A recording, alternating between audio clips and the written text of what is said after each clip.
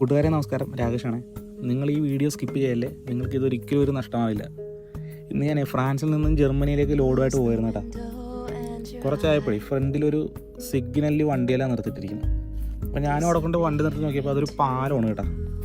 നിങ്ങൾ ഈ വീഡിയോയിൽ കാണുമ്പോൾ തന്നെ ഒരു നോർമൽ ഒരു പാലം, ഷിപ്പ് വരുമ്പോൾ മുകളിലേക്ക് തുറന്നു കൊടുക്കും.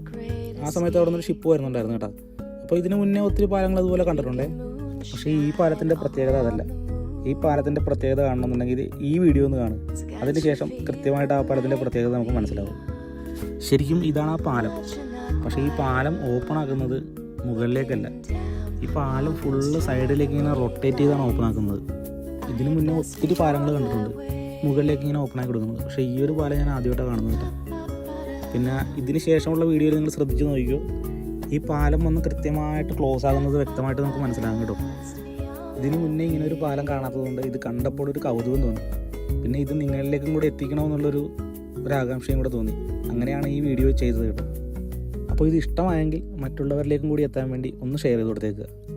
അപ്പോൾ അടുത്തൊരു വീഡിയോയിൽ കാണാം. എല്ലാ കൂട്ടുകാരോടും സ്നേഹം മാത്രം.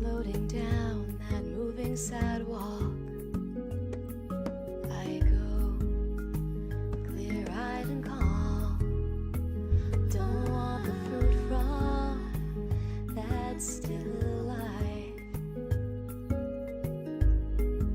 Tell me far too long.